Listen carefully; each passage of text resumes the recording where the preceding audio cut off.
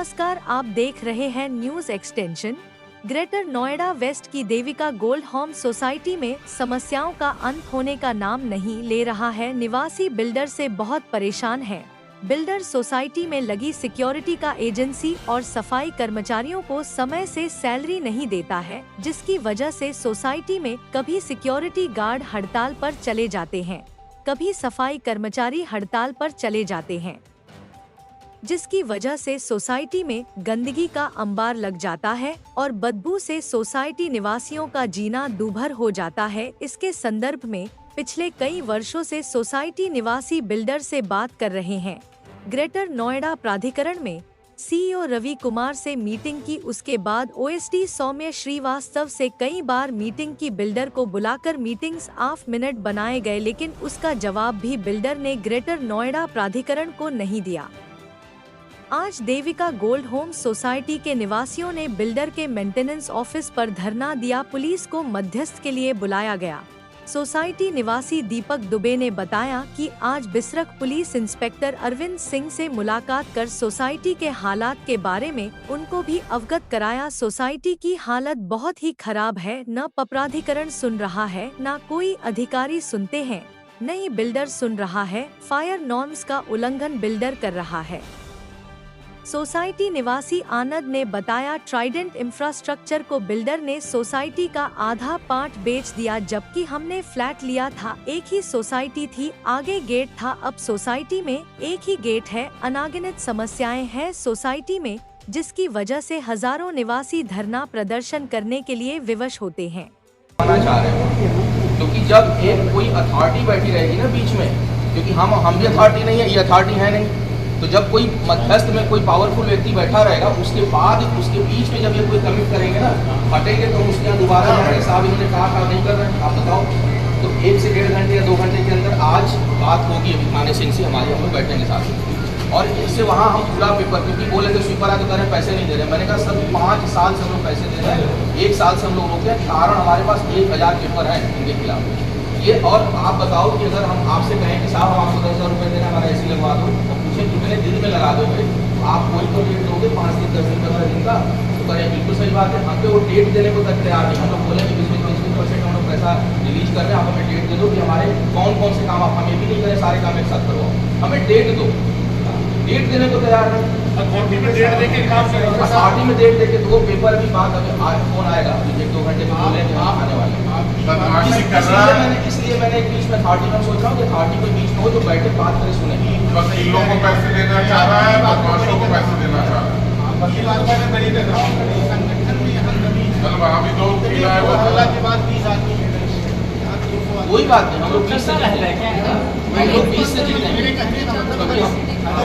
आप दूसरे को, मुर्दों को नहीं आप जिंदा कर सकते। यहाँ 90% मुर्दे रहते हैं, मुर्दे रहते हैं, इसलिए सोसाइटी महक रही है। जिंदे लोग रहते हैं, सोसाइटी नहीं महकती। अरे मेरा सिंपल एक फॉर्मूला है, एक बात बताइए कि पवन जी आप कर रहे हो सर्विस तो ठीक है, नहीं कर रहे हो आप टेंशन मत लो, हम अपने आप कर लेंगे। फिर आप हमारे लिस्ट जो है ना हमें छोड़ दो, हम अपनी लिस्ट दे देंगे, तो फिर हम अपना कर लेंगे। मेंटेनेंस में एडजस्ट हो जाएगी, दे देंगे, एडजस्ट हो जाएगी, खत्म।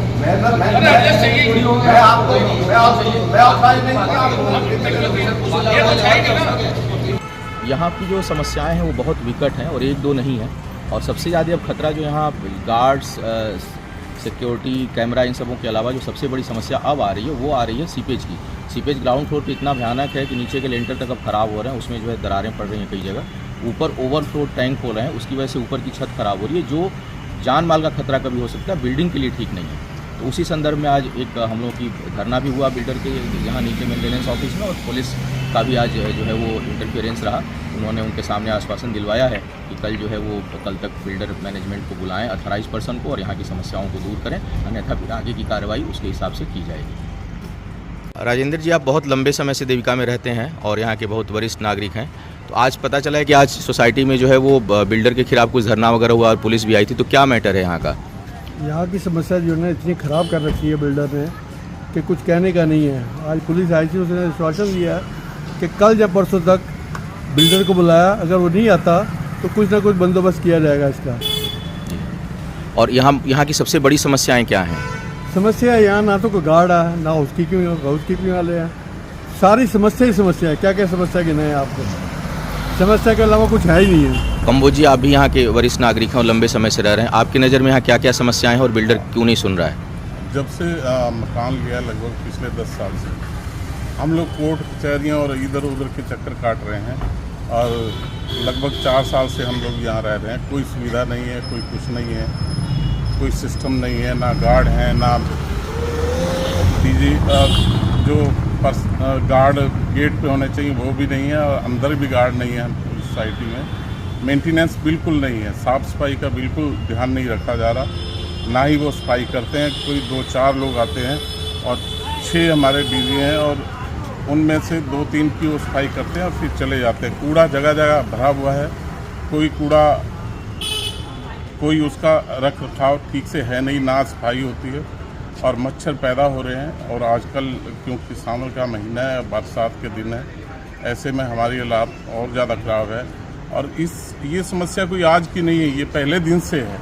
कभी पानी ओवरफ्लो हो रहा है, कभी पानी नहीं है, कभी सिक्योरिटी वाला, कभी चोरी हो रही है, कभी आग लग रही है, कहीं लेंटर लीक कर रहे हैं, कहीं बाथरूम लीक कर रहे हैं। किसी समस्या पे बिल्डर केवल मेंटेनेंस लेना चाहता है, कोई उसका और दूसरी तरफ ध्यान नहीं है। फायर वाला सिस्टम ठीक नहीं है, सिक्योरिटी भी ठीक नहीं है, कोई भी सिस्टम इस सोसाइटी में ठीक है नहीं। नर्क बना दी हमारी ज़िंदगी। इतना